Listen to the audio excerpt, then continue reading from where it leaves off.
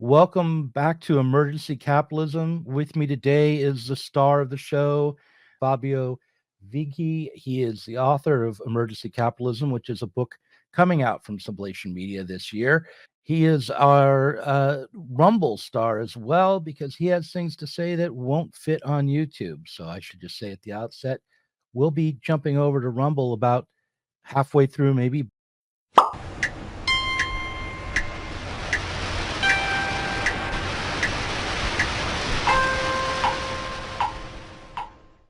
Right. I tend to look at again capital as a sort of dialectical notion, as a dialectical historical formation that develops historically in different phases. So now I think we are in the phase of uh, hyper financialization of capital, but I don't think that this just happened because a bunch of greedy guys decided to make more money through speculation, right? I don't think that that's the reason for it. Of course, there are those guys that are making a lot of money precisely without investing in labor. They're making money simply by buying and selling financial assets, by gambling in the big sort of casino that capitalism has become. So greed is certainly part of it, but what I'm arguing is that the passage from a type of capitalism based on the real production or accumulation of value in the real economy to a capitalism that is now highly financialized was very much necessary for capitalism to survive. So the financialization of the system was a necessary step for the system to prolong its lifespan, even though, of course, it created a much more fragile and imbalanced system, even in terms of wealth distribution, of course.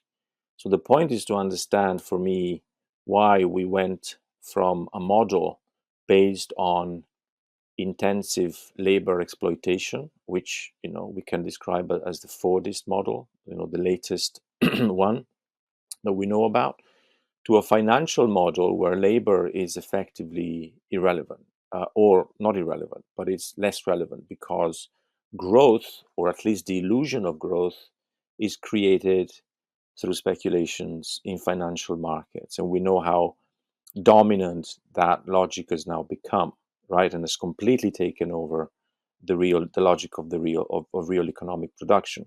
So I think the first thing to understand is that what we call neoliberalism as effectively was the putting into practice of this paradigm change from real value production, as the basis of capitalism, to the financialization of the system, where all of a sudden the basis of capitalist accumulation became the financial sector, right? And that's the logic that's the inverted logic that we need to, I think, understand.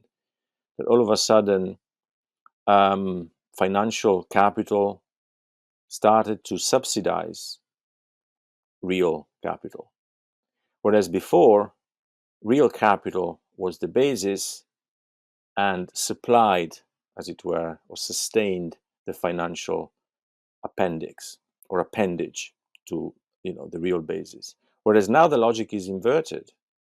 Now it's the financialized sort of fictitious value created in the financial sector.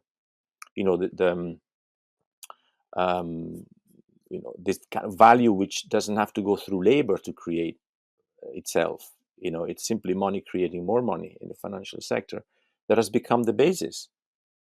And we are all hostage to the fictitious creation of capital. This is even more dramatic because the reproduction of our societies, including the buying of labor power, anything that goes on in the real or retail economy, is fundamentally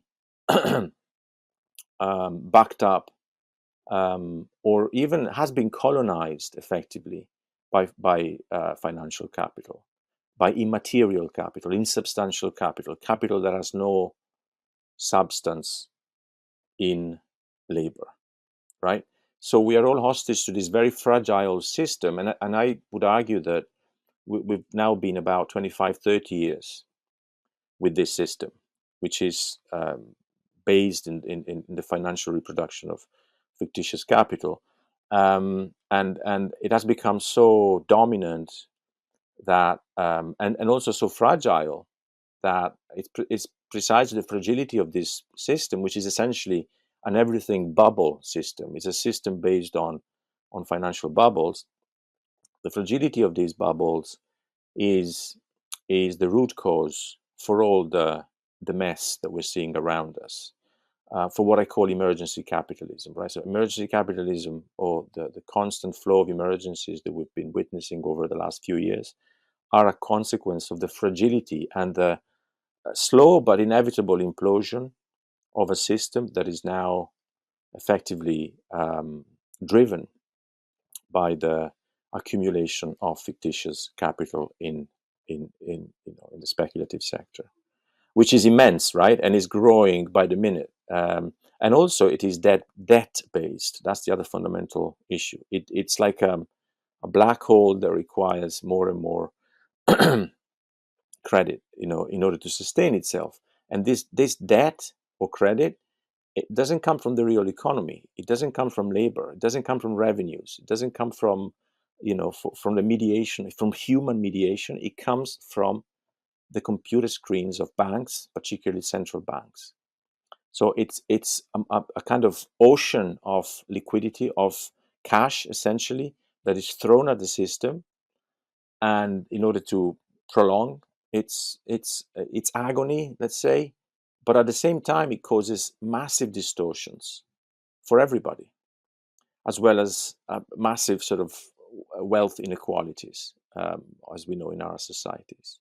Well, So it right, walk me through how that productive capital comes to rely upon, or be not just rely upon fictitious capital, but how fictitious mm, capital, how productive capital becomes almost ancillary or secondary, or not right, as significant as it once was. Because here's the way I'm thinking about how fictitious capital works normally, or anyway, how it works, and which is that you make loans to a productive capitalist in advance of they're actually producing value.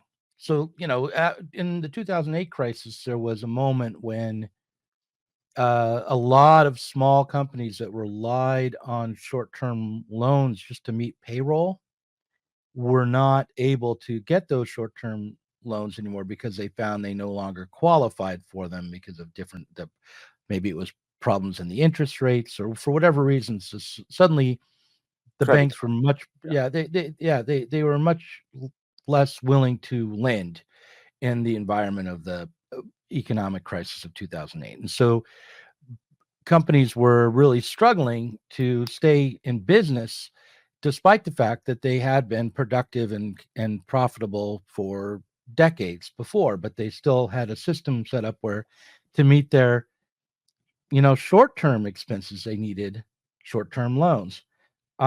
Is that the kind of situation that you're talking about, where financial capital is so significant? yeah, Yeah. yeah. It's exactly that. I mean, it's. I mean, think of banks or lenders. Financial institutions who lend money to real businesses, right? Real industries, entrepreneurs, etc. Well, this money is money that is fundamentally created, and created in the financial sector, and it's the product of gambling, essentially, of a number of buying and selling operations, which is meant to increase that money, and eventually it reaches the real economy, that needs to borrow it in order to make the real businesses work, including paying for labor power and materials, and paying rents, and so on and so forth, so um, that's what I'm saying, that the money that the real economy needs to borrow in order to make itself work doesn't come anymore from the real economy itself, doesn't come from revenues, for example, right? It comes from this other dimension, um, which is the financial sector, which has been sustained artificially through the decades, certainly over the last 2 decades, by masses of cash that has been thrown at it, injected into it, just to make it function. So what I'm saying is that this logic of financial reproduction has taken over, has kind of cannibalized. That's another metaphor we could use, or vampirized, the real economy, so that even real growth comes as a consequence of the financial logic. So it's made possible. It's made possible, but by this fictitious simulation of growth in the financial sector. So ultimately, is the simulation of growth that reproduces our societies, right? The driver is no longer the real business, but it's the lender in the financial sector that makes the real business work. And this is now this condition is now so dramatic that I think it's become unsustainable. And maybe the major symptom of this the fact that it's so unsustainable is that the financial sector is in a constant state of fragility, that insofar as it needs more and more credit, or debt, in order to function. So it's it drags down the whole of society in the meantime. So it's a very it's a if you think about it, it's such an extreme situation. We see how the economy is cratering. We look at the data. It's pretty obvious that the real economy is no longer as productive as it would be necessary to run society. But at the same time, the financial bubbles keep being inflated, so they keep going up. The financial value of these assets keep increasing, and there's no longer any connection between the two dimensions, the real value of the economy and the financial value. And obviously, to explain this paradigm change, to go back to historical change, the paradigm change, I think we need to really understand capitalism as a historical formation, not as a meta-historical formation. Historical formation that goes through certain phases and eventually is destined to perish, like all other historical formations, right? It's destined to die, or to fizzle out somehow. And I think the defining moment for me, and not only for me, was the third industrial revolution, which made more and more labor unnecessary because machines were replacing labor, and therefore capital, which is also defined by the law of competition, of course, decided to had to utilize machines more than labor, because it allowed them to cut the cost of production and made the commodities more competitive, and so on and so forth. So the third industrial revolution effectively drove huge amounts of capital into the financial sector, which became dominant as a productive, or as a productive engine of the system. Of course, we're talking about simulated growth, right? It used to be called jobless growth at some point in the 90s, and that gives you an idea of what it is: jobless growth. The illusion that you can have growth without making people work is absolutely crazy. And I think now they realize, people like Elon Musk probably knows that it's crazy, right?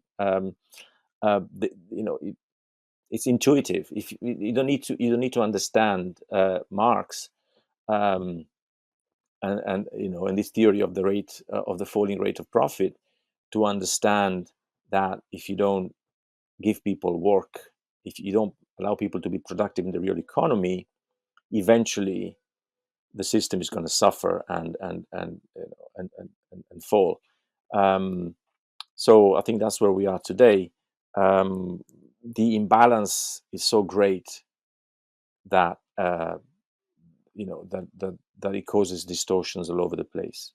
So when we have things like wars, for example, we need to think about the connection with the economy, because wars really function perfectly, I would say, as a way of getting getting money into the present. They literally attract the creation of insubstantial debt or insubstantial credit, precisely because they need to be financed, and that, again, that money that is created out of nowhere, is a desperate attempt at prolonging this hyper financialized system. And again, sorry, I'll stop there for a sec, but yeah, I just one more thing that I wanted to say is that I've left out, but I think we discussed it before, is how the whole of this hyper financialized system, its center is actually not the stock market, but the debt market, because that's where the money is raised, essentially, to make the stock market function. So here you have a really neat connection between debt and war. War allows for the creation of more debt, allows for more money to go into debt securities like bonds and treasuries and so on and so forth. And once the money is there, it can be channeled into the stock market, and it props up the stock market. So the real center of the financial sector now is the debt or the bond market, right? And when things go wrong in the bond market, you know that you're going to have a problem in the stock market too. And what do I mean by a problem? I mean that investors are pulling out. They're all going to the door, and they're therefore not buying the bonds. They're not providing the cash that is necessary for investments in the stock market, right? So that's when you have problems in the system as such. And so why do war function? How do wars function in this logic? They function because two things. Fundamentally, because they drive a lot of money into the perceived safety of debt, of debt securities. So a lot of investors, for example, perceive that there is safety for their money in bonds or in treasuries, because, of course, the US, for example, still perceived to be a hegemonic superpower in geopolitical terms. It can own a war, as it were, and therefore support its debt market, support its own debt, which is huge, as we know, and that in turn allows a lot of money to move into the stock markets. And so if you look at the stock markets today, you will see that there's a perfect correlation between what is going on in the debt market, which is kind of stabilizing more and more. And you only need to look at the 10-year yield, the way it has been suppressed, kept low, to understand that the debt market is fairly stable at present. So there's a lot of money going in. And that correlates with the stock market, which is being inflated precisely by this money that has been invested into the debt market. I want to ask a question. Yeah. So let's say that I'm running a big multinational corporation, and I want to expand my business and expand my profits. I might very well get some major loans to use to spend to expand my production. So I'll buy infrastructure using loans, maybe $1 billion worth of money that is given to me. And then I can expand. I can spend the money to build new plants. And I don't have to immediately turn around and earn back all that I've spent, but rather I can pay off the interest on the loans instead. I can spend less, maybe even than I originally get, and also start with some money. So I can set up a payment plan for the investment of money that I've gotten, that I've received the loan for. So I don't have to spend it all at once. Get credit to build the new factories and pay my debt using the money I've been loaned slowly, and then I can also pay off the interests on the loan, and not even touch the full amount that I, what is that called? The substance of the loan. I can just pay off the Right. interest only for years and years and years. And if I'm successful at that, I might turn around and get more loans Yeah. to invest in more Yeah. infrastructure. And my debt can be very high, but I could also show a lot of revenue as well. And so what's wrong with that? Well, first of all, you need to be able to get the loan to demonstrate that you're going to be that loan is going to be profitable, right? Which is the first thing you'll have to do. Second thing is, how is it going to be profitable? The way you're going to make it profitable is today by employing sophisticated machines more and more, and you demonstrate that you don't need that much labor power. Maybe some precarious labor power, maybe this and that and the other. But the way to make it profitable for whatever you want to produce is essentially by being competitive in the market, right? Because if you survive in the market, somebody else will die. You will get rid of other competitors because you're better than them. How are you so competitive? Well, it's pretty obvious. You need to use productive machines. You need to use automated machines. You need to cut costs and produce commodities or products or whatever that are cheaper to buy and therefore more competitive. You can make more money out of it. What I'm saying is that if you're looking at this logic from the point of view of a single entrepreneur like yourself, you may well succeed. If you're intelligent, brave, and clever enough, you will outcompete a lot of other entrepreneurs like you who have similar ideas to you.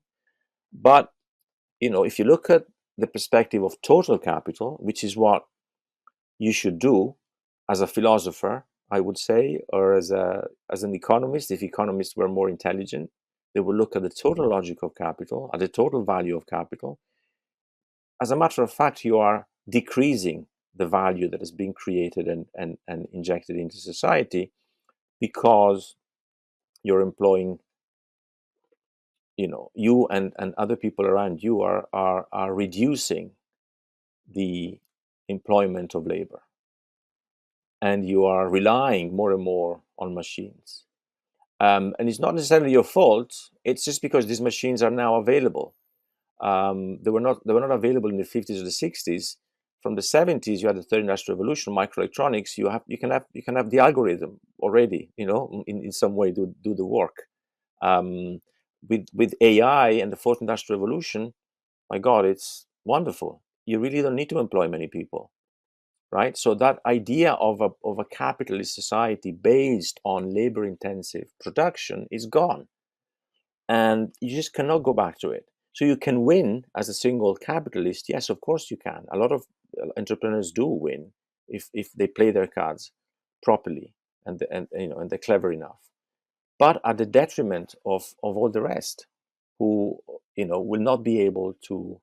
And in the meantime, you will make more and more labor redundant. You will contribute to making more and more labor superfluous for the system, right? And again, if you're a Marxist, you should know that it's labor that creates value for society, that creates surplus value.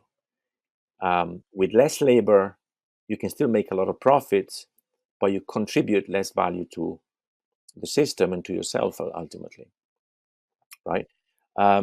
So the connection to make is between labor and valorization. That's the dialectical connection, right? Money and labor connecting is what sort of created a sort of capitalist society. And so, Well, not everyone gets to be entrepreneurs, but let's just assume that you do get to be an entrepreneur. You're going to survive in the market. So you go out into the market and you get a bunch of loans from a bank and you invest it in new machinery in order to outcompete your yeah, other entrepreneurs, your competition. You want to produce faster. And what you're saying is that in doing so, while you might personally in the short term gain in profits and be able to pay off Yeah, your loans, overall, the level of profit in the whole of society is going to go down, and that will eventually catch up to you. So, um, and as you get bigger and more powerful, you're more likely actually to suffer from the lack of potentially. I mean, you can profit. still remain a winner. You can still be a winner for the whole of your life and just make a lot of money. Why not? Hmm. The Hmm. problem is that if you consider the total amount of capital in society, of value created for society, that is diminishing all the So there'll time. be fewer and It, fewer winners, right. and so there'll be fewer and fewer. There'll be fewer companies, more billionaires concentrated into a few people who win, and at the same time, uh, Uh, there will be more likelihood of this debt that's propping it all up expanding yeah, to a point and it will where be tougher to yeah, and it will be tougher there's to reproduce society, uh, mm, because the revenues are not there, because the value is not there, and if the value is not there, if you cannot, again, it's not as if you're not going to employ anybody. You will employ some laborers, some mm, labor power. Of course, you can even exploit them almost like slaves, so you can extract a lot of surplus value from them. Once mm, again, you can turn that surplus value into profit. The rate of surplus value can actually grow for your business because it ultimately coincides with the rate of exploitation of labor, right? So you can make it for your business. The problem mhm, is that overall, less and less surplus value will be created because machines do not create value. They simply transmit value. They don't create new value, and that is a problem for society as a whole because it doesn't know how to reproduce itself with its own means. It needs to rely on external injections of debt, as you said, or mhm. credit, depending the way you look at it, more and more of it, and eventually the financial sector, the banking sector, the speculative sector takes over, becomes Th- dominant because that's the this last provider. thing you said is the Yeah, really tricky part because I would think that if let's say I get lots of loans and all the money is in I'm Elon Musk, and I'm making lots and lots of different kinds of things. I'm a big billionaire. This is my dream, by the way, as I'm running a company now. So this is my dream. I have no doubt. I'm Elon Musk. I'm getting a whole bunch of money. I can invest it how I want. I make more and more things. I make all the books, and I make all the podcasts, but I also make like all the groceries and the cars and the buildings, and I just make more stuff. And I use machines to do it, so it doesn't take a lot of people to Yeah, make these things happen and appear in the world. And it's very useful stuff, and it's high quality goods and and cheap um, maybe. cheap to make. Well, if But you're Elon Musk, not that cheap, but you can make no, it cheaper. you jack up the price as high as you can, Yeah, but nonetheless, it's not that expensive for me to actually get the raw materials to make the right. stuff. So they could be cheaper. Yes, So, um, and it sells in the market. So why can't I just take that money and employ more people? And even if I make more and more stuff, everybody could work for me. Why am I going to have less money coming to me if I'm selling useful things in the market? I don't understand why does it matter? Why can't machines make right. valuable stuff? Why can't, Because why first do of we all, I need mean, workers? a very simple kind of reasoning here. Who's gonna buy? Who's gonna have the money to buy your stuff if you don't pay people to work, right? I mean, what is it? We go back to this idea of universal benefit, and people will get money from the state or from whatever entity decides to give them money so they can buy the commodities that you produce, right? But again, you end up with a disconnect between you know you know the money that is given to people to buy stuff and the selling of commodities. There's never uh, uh, the two things are different. They're different levels, and you end up with a lot of, again, frictions, a lot of fragilities within the system because of that. One of them being the devaluation of money, right? Inflation. All of a sudden, if money is just distributed like helicopter money to people, all of a Hmm. sudden the purchasing power uh, of the populations will drop. Once again, the purchasing power comes from surplus value extraction from labor. Don't forget, that's the fundamental logic of capitalism. So the Hmm. purchasing power of currency is is dependent on the surplus value extracted from labor, right? Hmm. So if all of a sudden you start throwing money at people out of nowhere, like helicopter money theory or whatever, that will create a lot of problems in terms of money devaluation. Right. So I mean, and I think in a way that's where we are today, right? Hmm. In a way that's where we are today. We don't have labor-intensive industries. If you were to decide to give jobs to a lot of people, you'd be a very good-hearted person, a very good-hearted capitalist. But you wouldn't necessarily be competitive on the market anymore. So your business would risk going under and going bankrupt, because ultimately the law of competition, I argue, would would would make you be a bit more cynical and think, okay, if I have to decide between my own profits and giving work to people, well, if I have to be competitive, I have to cut production costs and eliminate labor, I will do so, which Yeah, is I what mean, businesses do. I think in my mind, if there, I think there's a contradiction within uh labor time, within the value that we create in commodities that we haven't quite touched upon here, because I feel as though, okay, sure, maybe I would want to employ fewer workers to cut my costs, but Mhm. if I cut my costs and made a lot of stuff, then other people could come around, buy that stuff cheaply, and use it to make other things and employ other people, right? Like if so the more useful commodities we have in the world, the more opportunities there are for more jobs to be created, more needs to be created, and there's no reason to think that it wouldn't all come out in the wash. Maybe everyone wants to employ just a few people, but if there are a whole lot of entrepreneurs, even just kind of sitting on top of a big monopoly capitalist, um, or even if they're just one monopoly capitalist, but there's just a whole lot of different things they make, eventually you're going to have to employ a lot of people in some position. But the problem is, even when you do employ a lot of people, the more efficient you are, the less value you produce, right? Like Well, because inevitably you will use machines to do the job. It's cheaper for you to use machines than employing people, and that immediately means that you're creating less surplus value.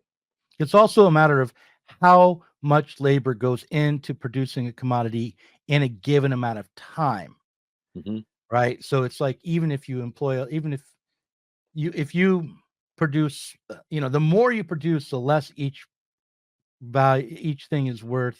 It's a complicated Right. thing. No, I know what you're I'm talking gonna about. put I'm gonna take a clip from an old YouTube video that was made by Brendan Cooney a long time ago, and see if I can insert it here and illustrate the point, and then we'll come right back. Yeah, All right, so I'll do that later. But it is tricky, it is and tricky. go ahead. Let me say this. When you think about productivity, now you have a business's productivity can go up hugely, can be very, very high, and yet you can employ very few people. Hmm. So fewer and fewer people, laborer, a worker, can produce more and more goods today, Hmm. right?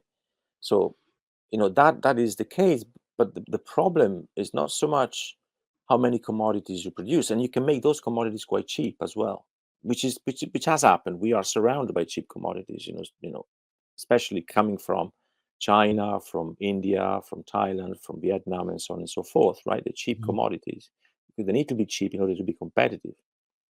Um, in order to, yes, to allow those businesses to outcompete others. Um, the problem is that you're still employing fewer and fewer people. So we're going back to the original problem. Um, industrial capitalism was self-sufficient to an extent, insofar as it had a labor-intensive core, a labor-intensive industry, where lots of people were employed. And I think that's how it reached some kind of balance for a short period of time during the Fordist era, more or less. Mhm. But I But think, we also but I think, had a major depression before that, right, right? but So but all these problems had already happened once, created a massive depression, and then they were yes, solved through war. right, exactly, Mhm, because there was still room for expansion there.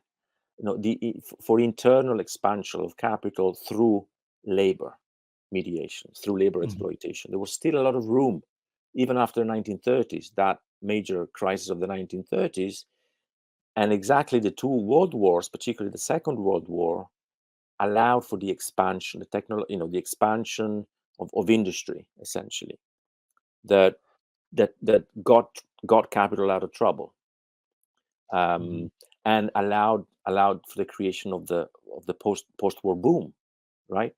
But it took a I Second World War to do that. my And theory is that the war, more than creating an opportunity for expansion, actually just devalued capital, cheapening everything, making it easier for new capitalists to come along and make a profit after the fact. And then also to employ more people in but my rebuilding. yes, But my yeah, point is that we're still within a labor-intensive industrial environment.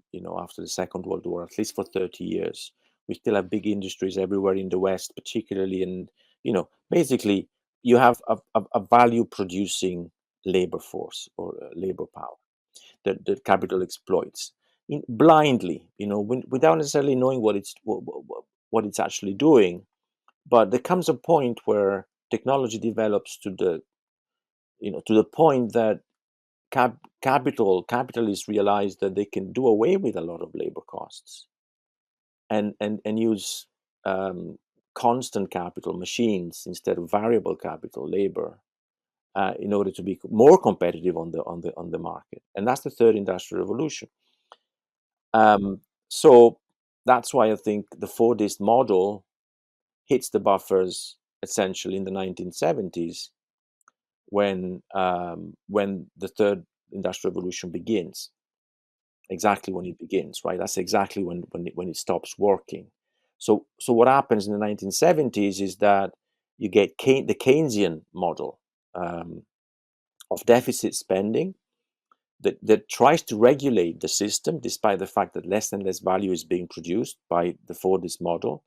But because less and less value is being produced, so that model is less productive, you create this massive inflation problem, which erupts precisely in the 70s, and goes on up until the 80s.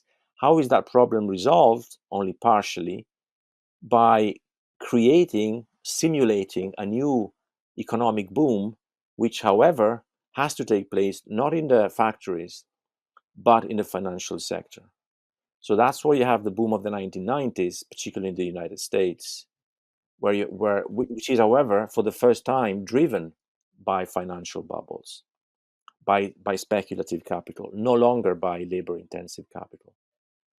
And that's where it all begins. That's where we still are today. We still are, incidentally, that's also the time of globalization, where this idea of global capital, begins to take root. And that's in the 1990s.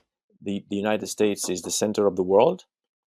It continues to be the center of the world, and it creates a series of bubbles throughout the world. So you got the Japanese bubble, you got the Asian tigers bubble, you got the Mexican bubble, you got the even the Argentinian bubble. You got bubbles everywhere. It's a bubble to bubble system, and already in the 1990s, you have the bubbles burst. The first bubbles begin to burst, and the system is increasingly fragile. You got Japanese bubble that burst in the 1992, I think, at the beginning of the 1990s. And Japan, up until that point, had been the main sort of national competitor to the United States in the 1980s, particularly. But the bubble bursts, the Japanese economy falls, and it's still trying to recover from that fall, right? We know that Japan is the most indebted country in the world, the number one country in terms of national debt. So the economy has never really recovered from that bubble bursting. Then you get the Asian, Hong Kong, Singapore, the so-called Asian tigers. They also implode. The financial bubbles implode in, 97, more or less, and so on and so forth. That system of bubble to bubble economy continues through the 2000s, and in 1999, 2000, for the first time, you have a bubble popping in the US too with the dot-com. The dot-com bubble also pops there, and and the rest is history. We all know the rest. From 2000 2008 keeps building. The bubbles keep building. They keep inflating the bubble in the financial sector, which is by now the driver of everything. And then you get to 2008 with the global financial crisis.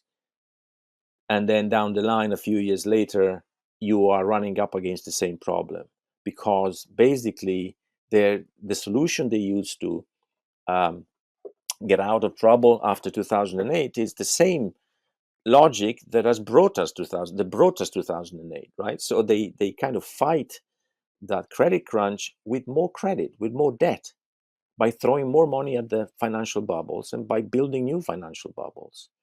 And that's my argument about COVID, that ultimately we get to 2019 with exactly the same problem as 2008. The banks are becoming illiquid. They need more cash. Productive countries all over the world are stagnating. So how do you revive the system? Well, precisely by throwing more and more money at it. But in order to do it now, because we're talking about trillions, no longer billions, 2008 was about billions. 2019, we need trillions, right? Trillions, at a different magnitude. And therefore, you need to do something a bit more extreme. You need to shut down society. You need to pump huge amounts of cash into the financial sector to revive it, as it were. Fabio, I think we're already walking a thin line here on YouTube. So I'm sure you can say this. We're going to have to switch over to Rumble now. Good idea. We want to hear the parts that they don't want you to hear. You'll have to go over to Rumble, the free speech platform.